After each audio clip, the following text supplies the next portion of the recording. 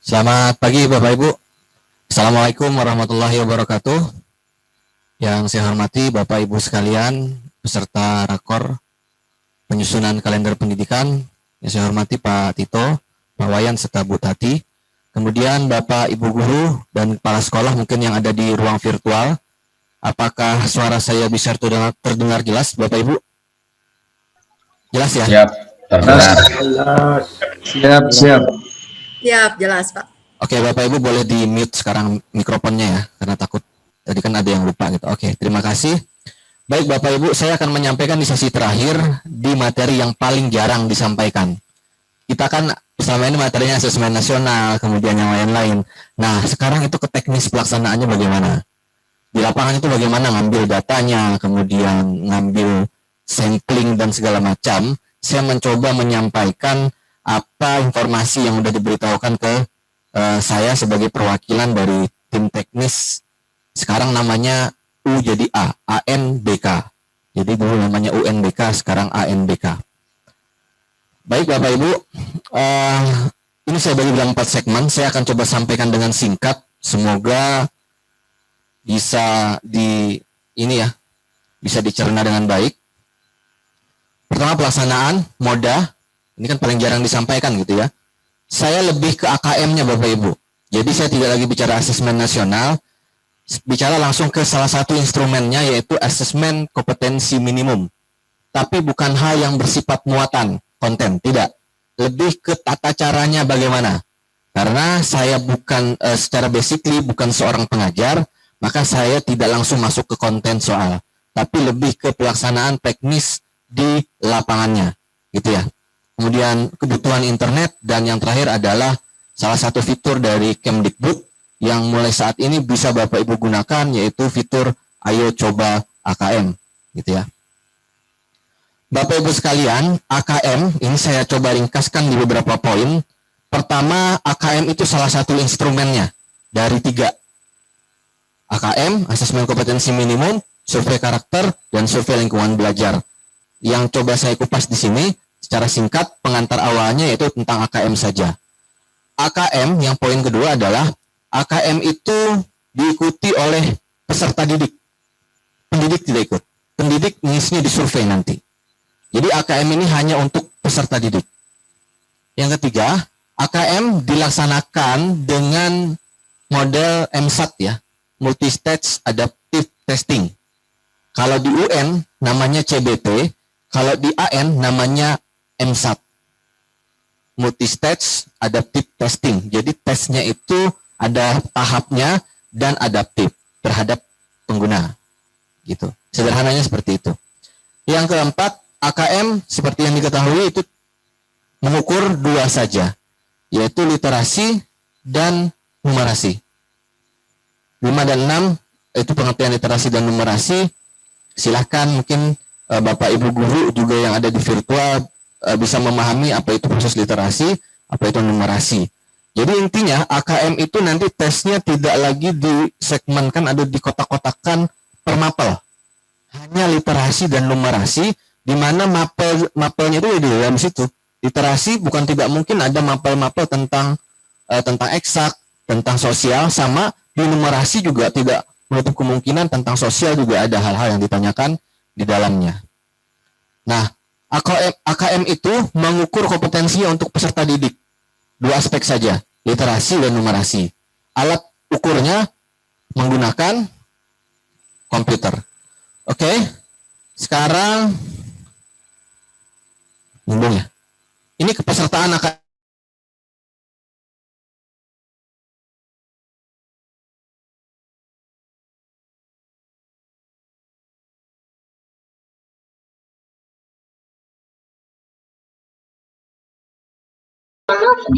Mic-nya off. Untuk yang kelas 5 atau yang SD, madrasah, ibtidaiyah, dan sederajat termasuk yang pendidikan luar biasa, itu maksimal peserta 30. Maksimal, ya, itu maksimal, plus 5 cadangan di luar 30. 5 cadangan di luar 30. SMP, kelas 8, di tengah semua kelasnya kelas 11, SMA kelas 11, SMK kelas 11, itu samplingnya diambil 45 siswa, 5 cadangan. Jadi 45 maksimal, di luar cadangan 5 orang. Nah, seperti yang disampaikan Pak Wayan, pemilihan data sampel berdasarkan sosial ekonomi menjadi langkah selanjutnya. Jadi tidak digunakan di tahun ini karena pandemi COVID-19 menyebabkan data itu menjadi validitasnya diragukan, walaupun diambil dari Dapodik. Gitu ya. Kemudian AN tetap diikuti oleh siswa berkebutuhan khusus karena mungkin ada Bapak Ibu guru atau kepala sekolah SLB yang ada di ruang virtual atau yang ada di ruangan ini, di ruangan yang di ini ya, di aula, itu tetap diikuti oleh siswa berkebutuhan khusus yang mampu mengerjakan asesmen secara mandiri. Siswa SLB yang ketunaan A, ketunaan B, ketunaan G tidak mengikuti asesmen nasional. Jadi saya kira jelas di kebutuhan khusus ikut, tapi ada pengecualian untuk ketunaan yang A, C, G itu tidak ikut AN. Mungkin lebih tahu ya, itu yang A itu ketunaannya apa, yang C, yang G itu ketunaannya apa. Bapak Ibu yang di SLB mungkin lebih tahu. Oke, kesetaraan yang awalnya itu di tingkat akhir sekarang diambil di tingkat tengah. Kelas 5, kelas 8, kelas 11, paket A, paket B, paket C. Tetap diambil data sampling juga. Sampai dengan informasi ini diturunkan, program kesetaraan tetap mengikuti di kelas tengah dan tetap mengambil data sampling juga. Walaupun tidak dituliskan di sini ya. Oke, saya lanjutkan. Nah, kepesertaan dan penjadwalan ulang. Di AKM itu atau di asesmen nasional waktu pengambilan sampling, waktu pengambilan ini ya, pengambilan asesmen dan pengambilan survei, pergantian peserta dapat dilakukan dengan catatan mengetahui peserta utama yang tidak bisa hadir sehari sebelum pelaksanaan. Ya, jadi peserta cadangan itu bisa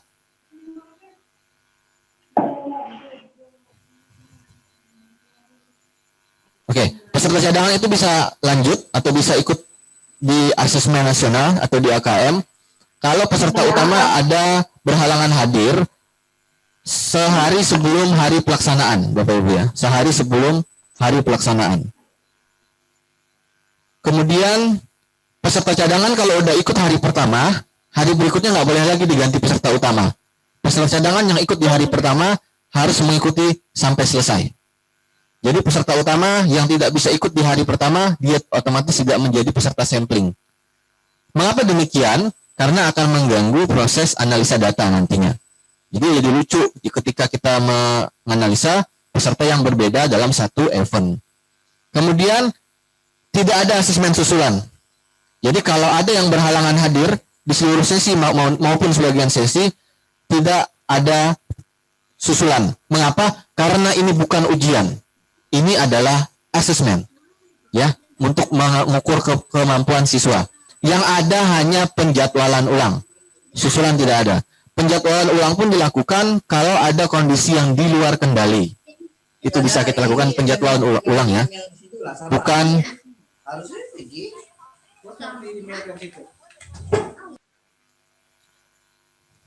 Oke, saya lanjutkan.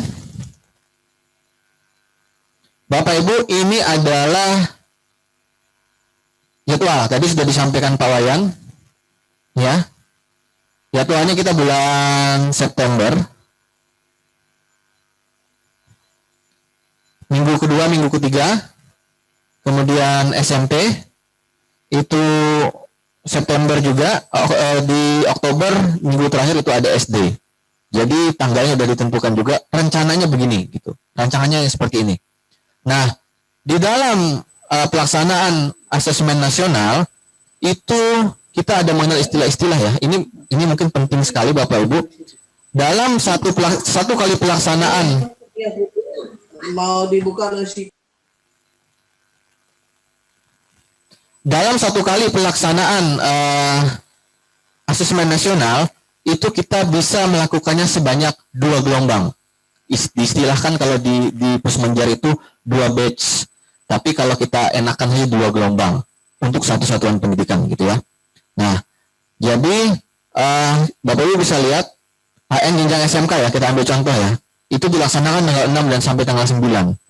itu 4 hari kan? 6, 7, 8, 9.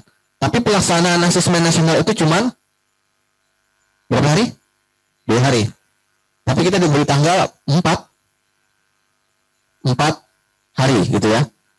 Nih, hari ke-1, hari kedua, hari ke-1, hari kedua. Tapi di jadwal itu 6, 9. Berarti ada berapa hari itu?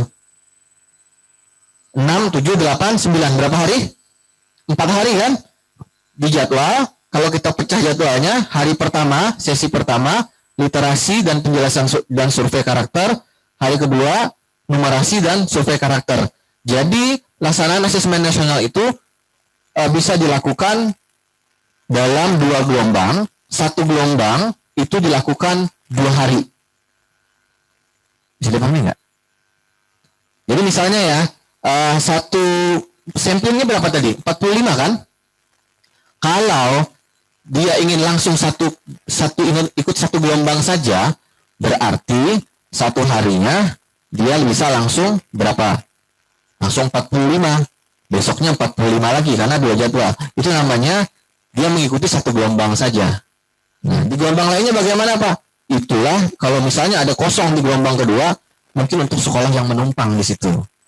Jadi resource sharingnya seperti itu penjadwalannya.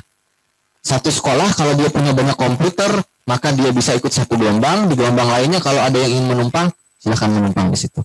Nah, persiapan ujiannya itu dari jam 7 sampai jam setengah 10, kemudian dilanjutkan lagi sesi 2. Jadi dalam satu hari pelaksanaan ada 3 sesi. Tetap 3 sesi. Boleh nggak kurang dari 3 sesi? Kalau kliennya cukup, boleh. Nah, ini kita nanti akan bisa kelihatan penghitungannya bagaimana ya.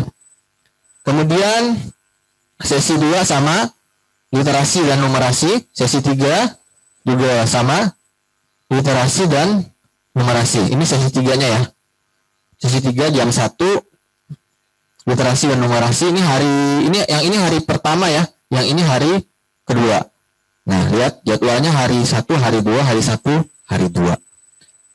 Sehingga diambil kesimpulan, setiap sekolah dapat melaksanakan asesmen nasional maksimal dalam 2 gelombang. Maksimal. Jadi misalnya nih, SMA 1 Palangkaraya, dia sampelnya 45, komputernya 20. Berarti dia bisa melakukan 2 sesi satu hari. Besoknya 2 sesi lagi. AN-nya selesai untuk SMA 1. 6 sampai 7 berarti. Tanggal 6, tanggal 7 sudah selesai dia. Asesmen kan? Masih ada tanggal 8, tanggal 9. Boleh nggak sekolah lain numpang ke situ? Boleh, silakan. Artinya dalam satu gelombang itu boleh menumpang dengan catatan dengan jenjang yang sama masih. Gitu ya. Nah, jadi pelaksanaannya ada 2 gelombang. Dalam satu gelombang dilaksanakan 2 hari. Gitu ya. Satu gelombang, satu batch itu dilaksanakan 2 hari saja. 2 hari itu untuk 1 kali AN dalam satu satuan pendidikan. Dalam 1 hari, nah dipecah lagi nih. Dalam 1 hari dilaksanakan 3 sesi. Maksimal. Boleh nggak 3 sesi? Boleh saja. Kalau udah selesai ya udah. Kemudian dalam 1 sesi ada 2 subtes. Mabuk ya Ibu ya. Memang begitu ya. 1 sesi ada 2 subtes. Dalam 2 subtes ada 3 stage. Jadi 1 sesi ini ada 2 subtes. Subtesnya apa, Pak? Hari pertama tadi apa? Subtes yang pertama adalah literasi, subtes yang kedua adalah survei. Itu subtes. Nah, dalam 1 subtes itu ada 3 stage gitu ya. Makanya ini ada 3 stage, dalam 2 subtes ada 3 stage. Kita pecah lagi ke bawahnya ya. Ini untuk jadwal Bapak Ibu. Jadi jadwal itu memang 4 hari, tapi kalau misalkan bisa dilaksanakan 2 hari, itu berarti 1 gelombang. Saya ulang, jadwal itu 4 hari, 6, 7, 8, 9, tapi dibagi menjadi 2 gelombang. Ya, 6, 7 gelombang pertama, 8, 9 gelombang kedua untuk jenjang SMK dan untuk jenjang SMA 13, 14, 15, 16. Itu 4 hari atau 2 batch. Kalau ingin 1 batch saja mengikuti berarti cukup tanggal 13, tanggal 14 saja. 15, 16-nya kalau kosong boleh sekolah lain ditumpangkan di situ. Oke. Saya lanjutkan. Nah, soal literasi untuk SD 75 menit, survei karakter 20 menit. Untuk SMP, SMA, SMK, literasi 90 menit sama dengan numerasi 90 menit juga. Kemudian survei karakternya 30 menit plus 30 menit juga untuk survei lingkungan. Keterangannya adalah soal AKM untuk jenjang SD ada totalnya 30 soal dibagi menjadi 3 stage. Ya. Sama, jenjang SMP, SMA, SMK ada 3 stage, tapi dalam satu stage itu ada 12 soal. 12 dikali 3 stage totalnya 36. Ya. Soal AKM untuk jenjang SD ada 30 soal. Untuk jenjang SMP, SMA, SMK ada 36 soal dibagi menjadi 3 tahap atau 3 stage. Ya. Step itu Inggrisnya, tahap itu bahasa Indonesia. Nah, dalam setiap tahap itu untuk jenjang SD ada 10 soal dulu yang muncul. 10 soal yang muncul itu beragam bentuknya. Menjodohkan, pilihan ganda, pilihan kompleks. Sampai yang satunya itu pilihan ini ya. Isian ya Pak, Mas ya? Ya. Kemudian jenjang SMP, SMA, SMK itu ada 12 soal dalam satu tahap. Sehingga kalau dia 3 kali tahap berarti totalnya ada 30 berapa? 12 dikali 3 36. Itu soal AKM. Kalau survei tidak ada stage. Survei itu isian saja. Ngisi saya apakah Anda setuju, apakah Anda begini, apakah itu begitu, itu jawaban ya atau tidak saja. Tapi kalau AKM, Bapak Ibu ini saya ulang ya, ini untuk AKM yang ini penjelasannya. Jadi yang AKM yang ini, kalau AKM berarti kalau kita pecah ini untuk literasi, untuk numerasi. Nah, soal untuk AKM jenjang SD ada 30 dan 36 dikerjakan 3 tahap. Dalam satu tahap itu ada 10 soal untuk SD. Dalam satu tahap untuk SMP, SMA, SMK ada 12 soal. Karena AKM itu ada 3 tahap, maka totalnya 36. Nah, sekarang di mana adaptifnya? Karena tadi kan kita tahu kan AKM itu dikonsepkan dalam bentuk MSAT gitu ya, multi-stage adaptive testing gitu ya. Nah, adaptifnya di mana? Bapak Ibu sekalian, karena ada 3 tahap, ketika ada satu peserta, contoh saya, mengerjakan soal-soal di tahap pertama, banyak salahnya daripada benarnya, maka di stage kedua, saya akan diturunkan grade soalnya. Jadi bukan per soal berikutnya turun, tidak. Per stage, per tahap. Jadi di tahap 1, saya misalnya banyak salah menjawabnya, maka di tahap 2, saya akan diturunkan grade soal saya. Sebaliknya, kalau saya banyak benarnya, di tahap kedua, soal saya akan dinaikkan lagi levelnya. Makanya disebut dengan multi-stage adaptive testing. Karena menyesuaikan jawaban peserta sesuai dengan kemampuannya, tapi tidak di setiap soal, di setiap tahap saja. Karena ada 3 tahap, maka di tahap berikutnya akan menyesuaikan. Jadi kita itu ibaratnya berlari di garis start yang sama di awal. Tapi untuk berikutnya tergantung dari hasil masing-masing lintasan. Gitu ya, apakah dia berlari atau berjalan, tergantung dari masing-masing lintasannya. Oke, itu AKM Bapak Ibu, ada 3 stage. Kemudian ini format soal, UN, PG dan isian singkat. Kalau di AKM, PG kompleks, menjodohkan isian singkat dan uraian. Selanjutnya silahkan nanti Bapak Ibu pelajari sendiri ya di bagian ini lebih ke konten, tapi pada intinya UN dan AN itu bukan hanya sekedar memindahkan huruf U menjadi A saja, tapi ada konten yang berubah, ada pola yang berubah, dan ada keinginan hasil dari pemetaan yang lebih komprehensif yang ingin dihasilkan gitu ya. Nah Bapak Ibu, kalau kita melihat dari hasil yang tadi ya, bahwa dalam satu satuan pendidikan itu bisa melakukan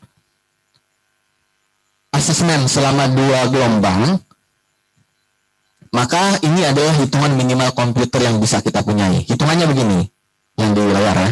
Bagaimana cara ngitungnya? Contoh ya, SMA A, SMA 1, atau SMA 2, SMA 2, dia melakukan AKM atau asesmen nasional itu sebanyak 2 gelombang. 2 gelombang itu berapa hari? 2 gelombang itu berapa hari? 4 hari. 1 gelombang 2 hari. Ya, kalau 2 gelombang berarti 4 hari. 1 hari berapa sesi? maksimal 3 sesi. Oke, 3 sesi kan.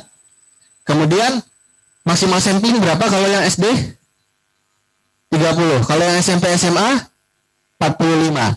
Berarti dalam satu kali asesmen harus maksimal 45 dan 30 itu dia harus ikut AKM semua kan? Harus ikut asesmen semua. Cara ngitungnya adalah kalau kita simulasikan saja di komputer SD, itu ada 5 komputer di sekolahnya, dikali 3 sesi, berarti dalam satu hari itu berapa komputer sudah? Berapa siswa yang udah bisa AN? 15. 15 ya. 15 untuk satu gelombang. Iya kan? Berarti untuk gelombang kedua tambah lagi 15, 30. Terpenuhi. SD. Nah, sekarang untuk SMP, SMA dan SMK.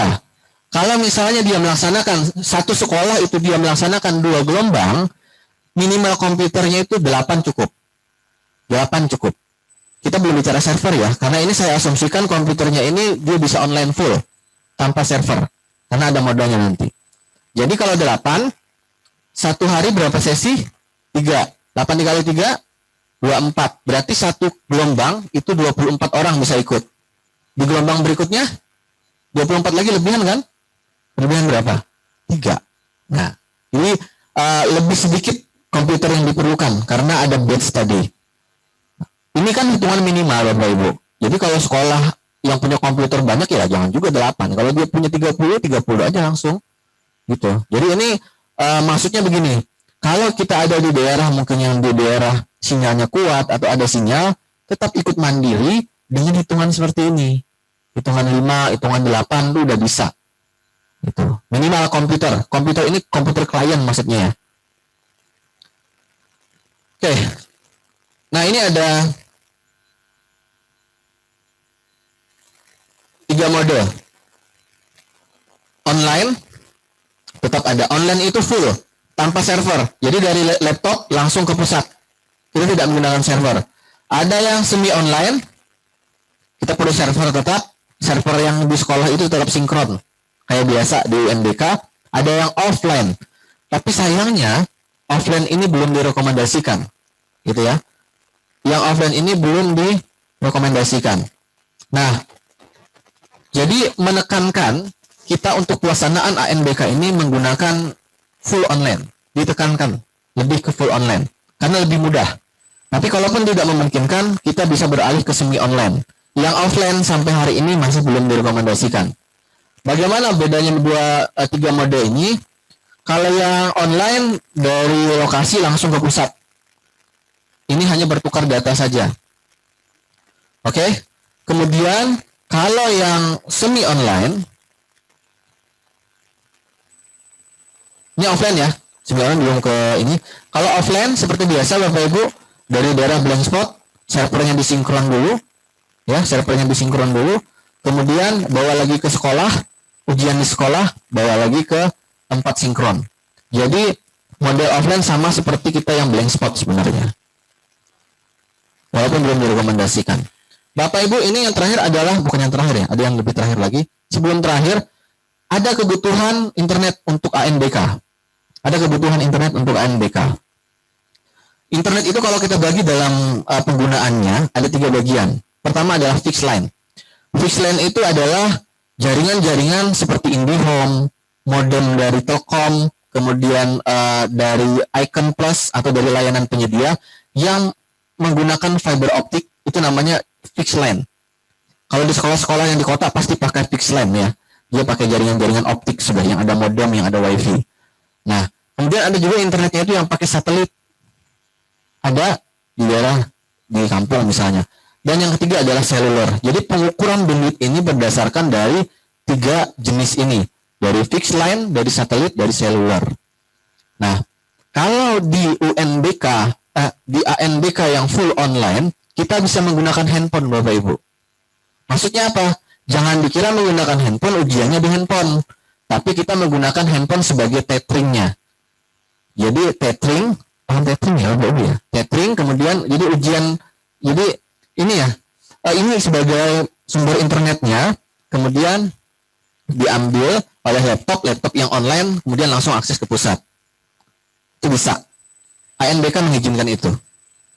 Nah, Nah, bahkan kalau ada kuota dari Kemdikbud bisa kita gunakan sebagai sumber internet untuk ANBK. Bisa.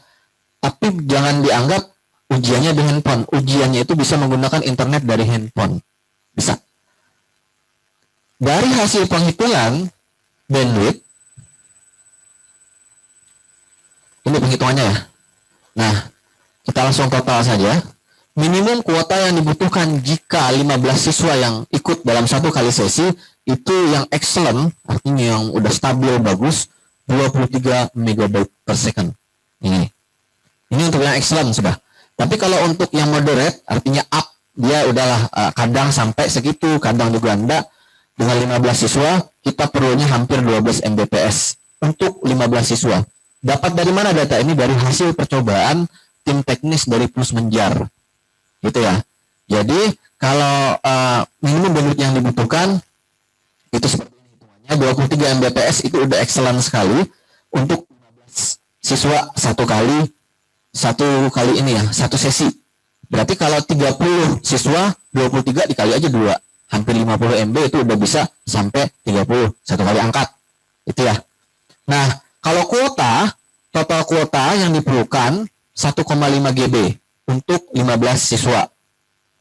Jadi per siswa itu, bukan per siswa ya, untuk 15 siswa itu 1,5 GB aja yang terbuang. Kalau 1,5 kita bagi 15 lagi, berarti per siswa itu berapa aja yang ininya. Ya 1,5 bagi 15, segitu aja per siswanya keluar untuk minimum kuota data yang diperlukan. Kemudian, ini yang terakhir, Bapak Ibu silahkan biasakan siswanya yang di virtual, yang ada di ruangan ini, untuk mulai membiasakan siswanya mengerjakan soal-soal dalam bentuk asesmen kompetensi minimum. Yang pertama, aplikasi ini diakses secara online, bisa menggunakan laptop, bisa menggunakan perangkat mobile, dan juga bisa menggunakan paket data dari Kemdikbud yang paket data gratis itu, bisa langsung mengakses ini. Ajarkan siswanya cara menjawabnya, kemudian cara mengaksesnya. Untuk apakah ini? Bapak Ibu, ini bukan untuk ujian, ini untuk pembiasaan siswa bagaimana dia menjawab soal-soal selain pilihan ganda.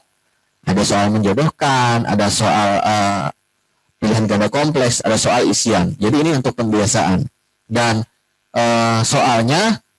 untuk alamatnya bisa diakses di plusmenjar.kemdikbud.go.id/akm. Silahkan disebarkan sebanyak-banyaknya info tentang simulasi ini. Dan sekali lagi, simulasi ini tujuannya bukan untuk menguji siswa ya, yang ini ya. Bahkan di AKM pun bukan untuk menguji siswa sebenarnya, tapi untuk mengukur sejauh mana dia menguasai kompetensi dalam pembelajaran. Oke, terima kasih Bapak Ibu. Mungkin ini pengantar secara teknis. Untuk selanjutnya mungkin proktor dan teknisi mulai saja pemanasan untuk persiapan ANBK di bulan September. Terima kasih Bu.